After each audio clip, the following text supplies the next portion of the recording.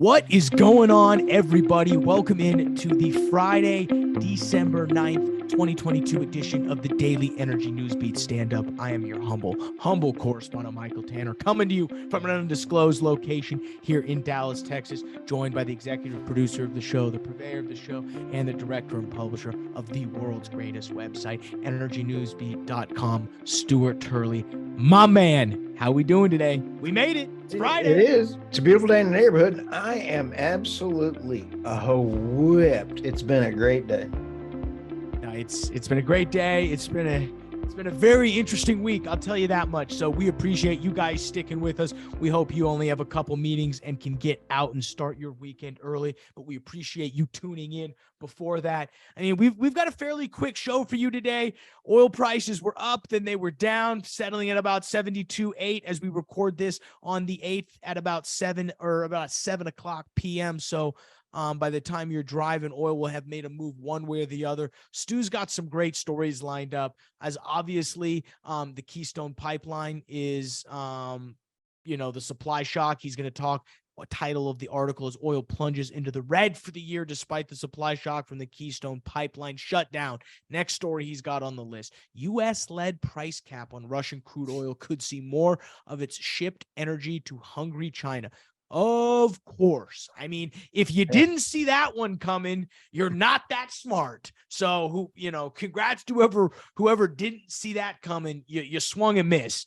There's also the next one we've got here is after a challenging year, there could be hope for an energy future. We need a little bit of good light, Stu. So I'm glad we're shedding a little good light. It's been a tough year. And then we're going to fly over to Cameroon and talk about their new LNG facility that they signed with Intera to advance renewable ESA. He'll kick it over to me to cover what's going on in the finance game. Oil prices were down again, for a variety of reasons. And over on the natural gas side, we did see a natural gas storage print at about 21 BCF draw, a little bit on the lower side of expectations, but you did ultimately see prices rise.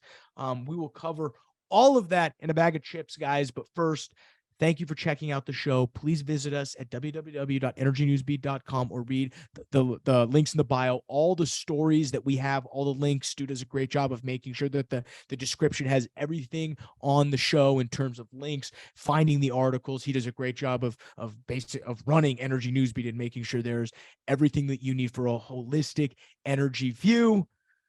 Visit us online, www.energynewsbeat.com. But enough of the pleasantries, Stu. Where would you like to begin? Well, let's go ahead and start with the article. Oil continues to decline despite Russian price cap. One of my favorite authoresses out there, or author is she's everybody's heard me talk about Irina Slav. Sanctions don't work. Caps don't work. And so here's, the European benchmark Brent, 79.86 in West Texas. Intermediate fell to about 74. It's now down to 72.11 right now. Yeah. Ed Moya, senior market analyst at Oanda, said the crude demand outlook is getting crushed as we are in a slowdown basically across all major economies.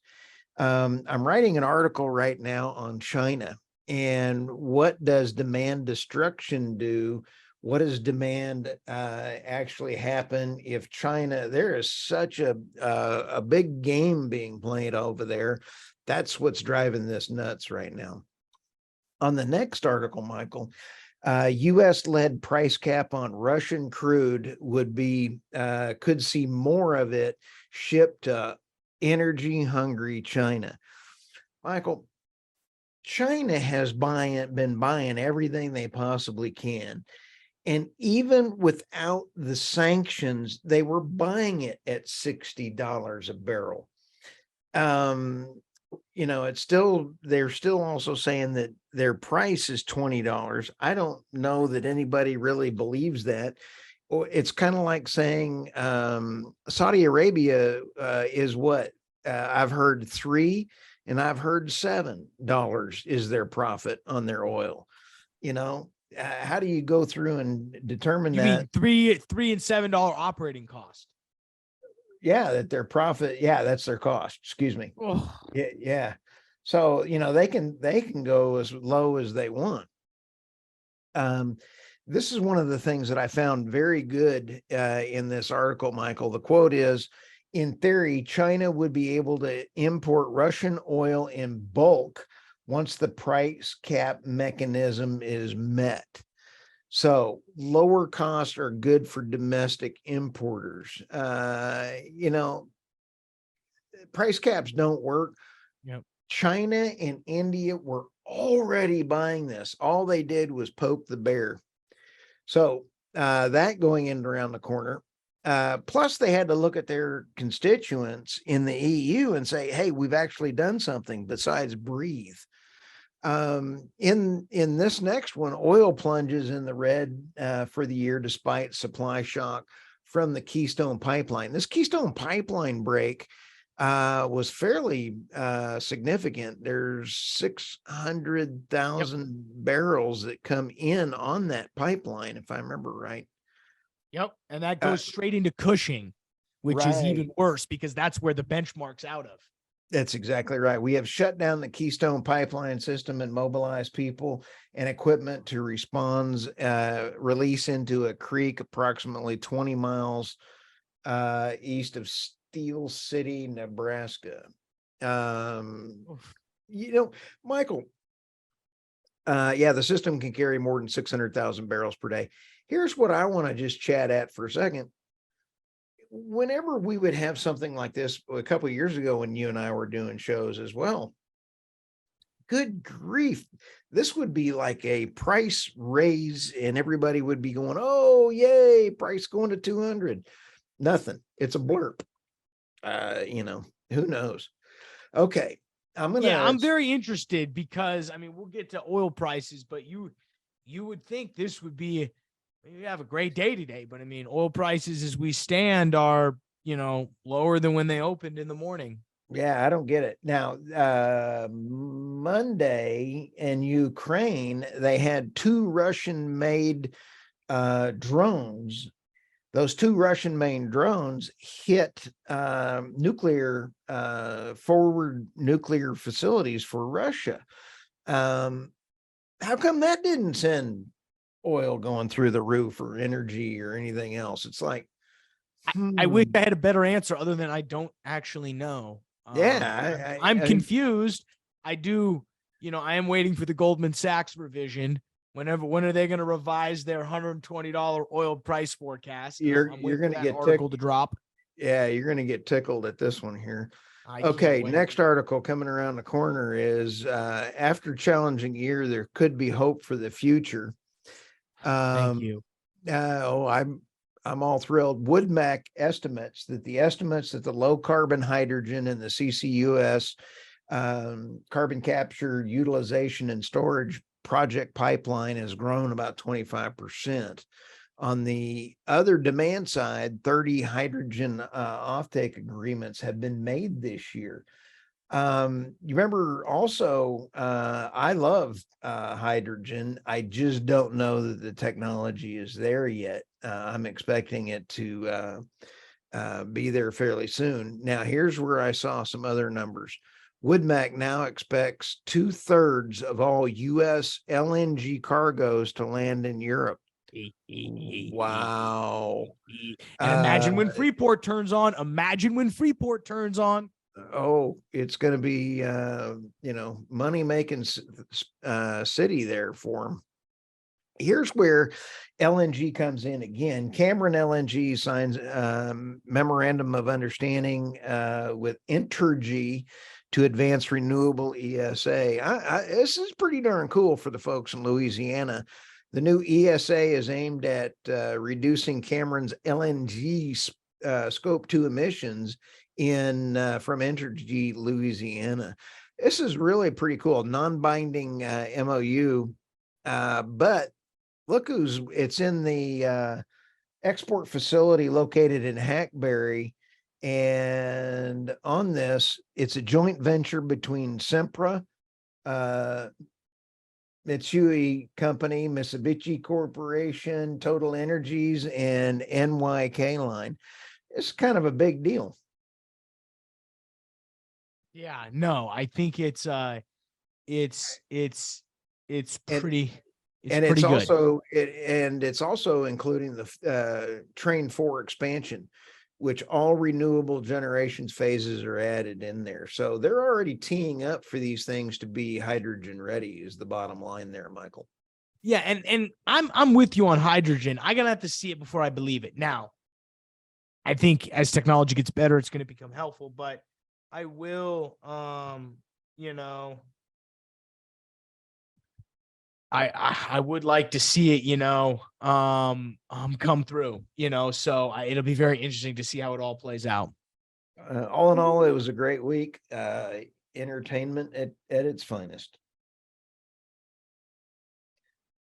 All right. Well, let's Back to you. go ahead and kick it over to me in finance. I mean, overall markets were fairly choppy today. We were up about a 0.75 percentage point on the SPY. Nasdaq does a little bit better off the back of some good Salesforce earnings, about 1.2 percentage points.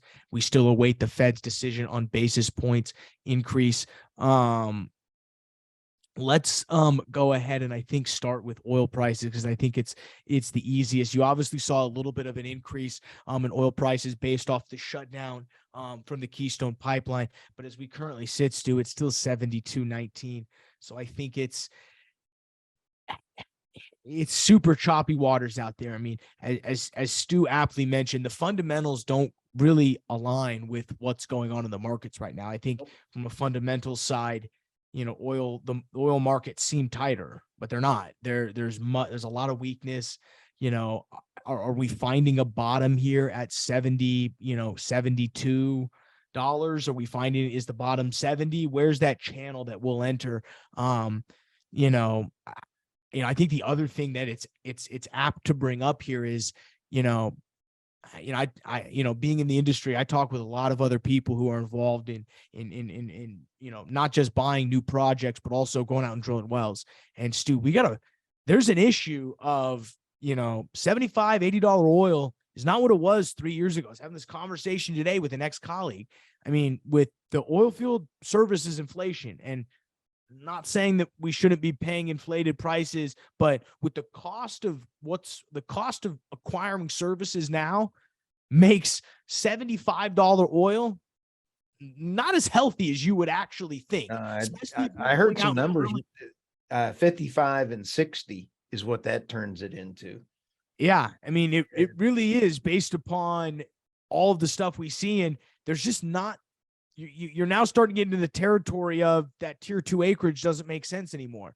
And, there's only so much tier acreage to drill. You always drill tier 1 acreage, but the key is when oil prices get up to 70, 80, 90, that tier 2 acreage under not normal circumstances, but under the old expense models work much better than they do now. When you take into account that, your cost of acquisition of water, your cost of fuel, diesel, that's the problem. A lot of these rigs you're run on diesel. So you know how much diesel costs? we've been running stories on this for months. You know that.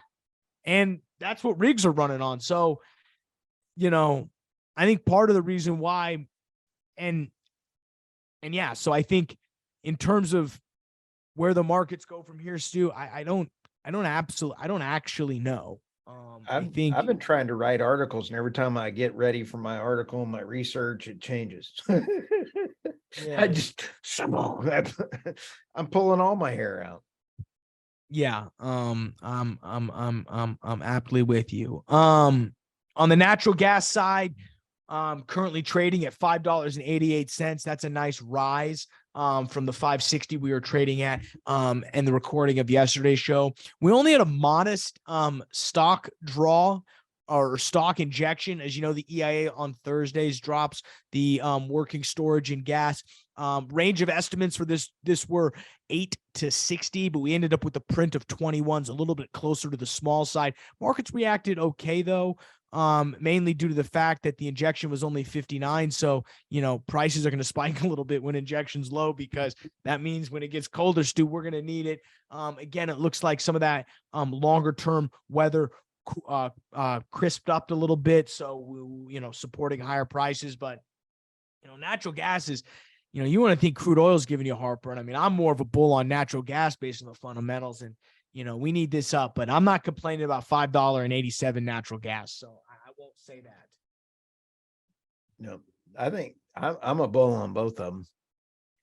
Well, we need it. We need it. Goldman Sachs needs it too. I mean, they're all over. They're all over you, Stu. It's we're going to have to hire somebody just to fend them off. So are the Russians. They called again. I don't get it. They called again and wanted to interview me. I guess I'm now infamous or worldwide. I got me on that one. Yeah. So, well, all right. What are you looking for on this Friday, Stu? What should people be thinking about through the weekend?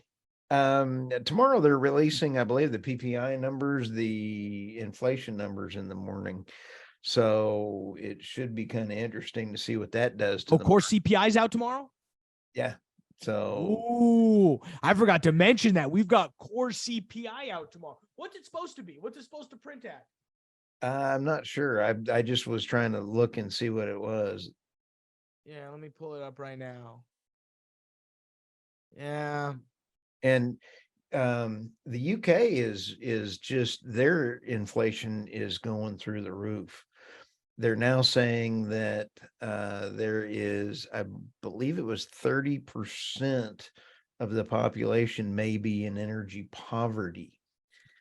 Really? How many? What's the percentage? 30%. It was a huge number. I have to go fact check that article. I mean, I can read barely, but it was a horrible number.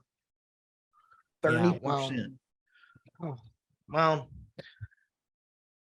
should have bought more LNG when you had the chance, but well, we may have to send some folks up there and teach them how to drill. What is it? You could give a man LNG, he'll be warm for a night. Teach him how to drill, you'll keep him warm for a lifetime. We got to get we got to get merch that says that. That's some merch quality. Oh yeah. That and coal is king again. We got to figure out some things on that. Make coal great again. Make coal great again. I'm going to come up one with Santa Claus and a lump of coal. I'm going to go rob a bank just so I get some coal. I mean, that's how bad that is. Hey Santa, I'm a bad dog. So that's funny. Well, with that, guys, we're going to let you get out of here. Hopefully it's a quick Friday for you and you can get out of here and start your weekend. Thank you guys for checking us out on the Energy News Beat Daily Stand Up. For Stuart Turley, I'm Michael Tanner. We'll see you Monday. Have a great weekend.